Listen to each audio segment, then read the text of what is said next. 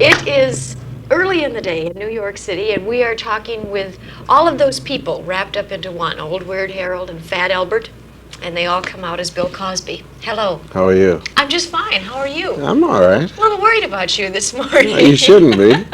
I thought maybe we were going to start out with yes and no. There's a cigar sitting in front of you, and for 2 days now, I've been watching you walk around most of the time with a cigar in your hand.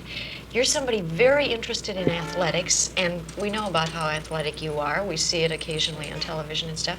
Why are you a smoker? Because I enjoy the sour taste of a big fat cigar. That's the truth. And health doesn't come in at all. It might. It might. When I was in college playing all sorts of sports, I never did smoke.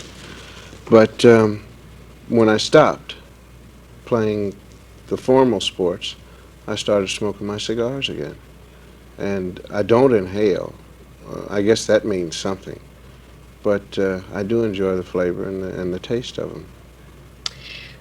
You are so successful in so many areas, now currently the star of a very funny motion picture, Uptown. Co-star. Co-star. That's right, Co-star. there are so many of Yeah. you, of course. Sidney Poitier, Harry Belafonte is marvelous, Roscoe Lee Brown. But being as successful as you are in all of these endeavors, and then deciding to semi-leave the show business field for an educational endeavor, indicates that was something you missed in your earlier life. And you did leave high school, didn't you, before graduation? Yeah. Yeah. No, as a matter of fact, I stayed in if I did anything. I was in high school until I was 19. And then I was embarrassed and I left. Because you had to keep repeating a grade? Oh, yeah. Really? Which Sure. grade? It was 10th and 11th. And I thought I would be about 21 before I got out of high school. Did you have to keep repeating it because you really weren't that bright, or because you just didn't work at Well, since I now have my master's and I'm working for my doctorate, no, I was always, I always had a very high IQ because my teachers kept telling me that. But it was just a matter of my not facing and not wanting responsibility, immature, and very, very silly, a silly kind of child. it? Have you changed as an adult? The You comedic know, Bill Cosby we no, see hasn't no, I'm changed. still immature, still silly. Are you really? No, You find yourself, you feel that you've changed all of that? I certainly hope so, because I do more things now. Well, I I do. guess the fact that you are a millionaire Yeah. has something to do with it. Does that No, but it's imply, how you get there, though. does that imply a lot of responsibility, being that wealthy? Certainly does. More than, and it requires a great deal of maturity, and it requires all of the things that I refused to accept when I was a teenager. And so I would imagine that in itself is the answer to whether I have changed or not. Because when money it's a rough thing to keep because it's not like dusting a table. The things you have to protect. You have to change your whole outlook as a human being. For instance, I used to have a terrible temper. And if somebody did something, I would just punch them, because that was the law of the land where I lived. And of course, if you want to protect your money, you just can't go around punching anybody. Because people, you just can't even touch them now, because if there's a lawyer standing there, they say, hey, that's worth $10,000 or $3 million. You have to make appointments. If you make promises, you have to keep them, because people can and will sue you for those things. So perhaps acquiring the wealth determined or predetermines, one's attitude if you want to keep it. Bill, it seems today that as much as we would like to think we're becoming a more liberal nation, we see more liberal things on television, we're told, we still are forced into categorizing things. He does black humor, he does white humor. Uptown Saturday Night. Is it a black film? Is it a white film? It's all black stars. It deals with a black family and black situations. If we have to categorize it, can we? Sure. Is it a black film? Is it a white film? It's a black film. Just because it's about black people, or is it black humor? Well, See, the difference is, I think people misconstrue categorizing. What are you? Irish? Yes, some, a Okay. little bit. Some Irish. What else? Swedish, Norwegian, Irish, and French. How's that for Heinz. you? Yes, Heinz 57. Okay, so you're a white person. White persons. Mm-hmm. You know, religion is. Catholic on one side, Methodist on the other. But what are you? Raised Catholic. But what are you?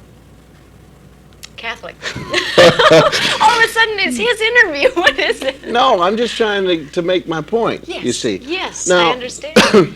problem with meeting people and what you are, whatever you are, is whether or not they want to look at it in a derogatory manner. I don't mind anybody looking at me and saying that you're a black person, you know, as long as it isn't a derogatory thing, you know. Mm-hmm. I don't really believe people who say, I look at you and I don't see a black person. I mean, you've got to see color.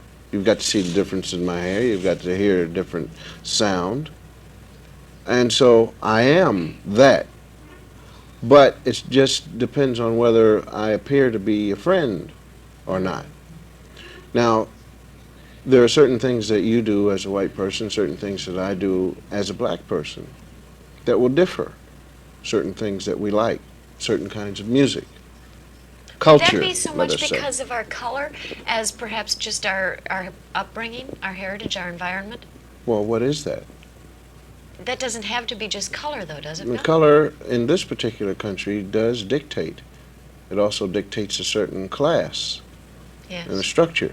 If I go out to get a cab in New York City or Washington, D.C., or Philadelphia or Cleveland, and I raise my hand, if the man doesn't know that that's Bill Cosby, you know, I mean, he just soon pass me up and pick you up. White woman, you know, as opposed to black man, because he doesn't want to go uptown to Harlem or whatever, whatever. You understand? That man saw, and he is predetermined. You see, that's something that we would prefer to think is not a reality, but it is still something we have to deal with. Yeah, but it is something you don't have to deal with it, so therefore it doesn't have to be that much of a reality. I'm not saying pity me, but what I'm saying is that things that you are confronted with, you see and feel. Those which you don't, they don't come into your life. And that's not your fault, and it's not really your problem. Isn't it, You though? see. Because if you are my fellow human being or any black man out there who goes to get a cab, certainly I have a responsibility to him. So what? So you go hail a cab for everybody? He's a fellow human being. I'm not sure how I can help, but to No. say it's not my problem and ignore it is what's been happening Yeah, for but, centuries, isn't it? The point is, my point is that it's all right to see a Mexican American, a Chicano, to see it, to see a Puerto Rican, to see a Chinese, and know that they are, and let it register in your mind. It's all right. But when it gets to the point where when you see these people, something derogatory comes in your mind, then that's wrong. So most people, in order to show how liberal they are, will say, I don't see. You know, right away that proves to everybody that they're not prejudiced.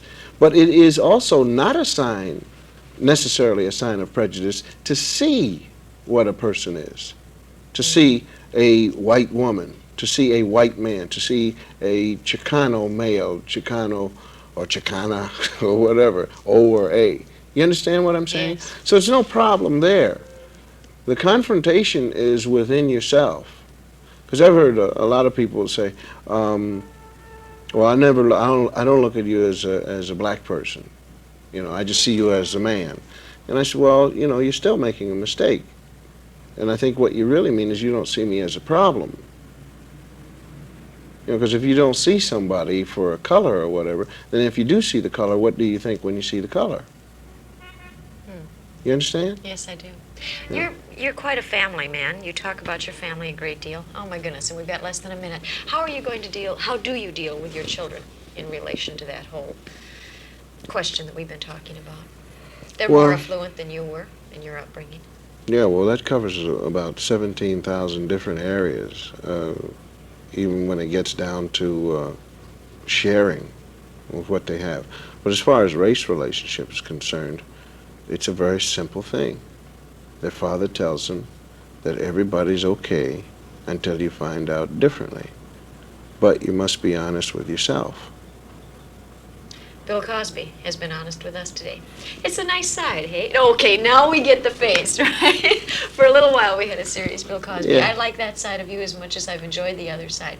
Thank you. We will see Uptown Saturday night. One thing about yes. seriousness, sometimes you can be fooled by it. Someone can smile and be more serious than a person who isn't smiling.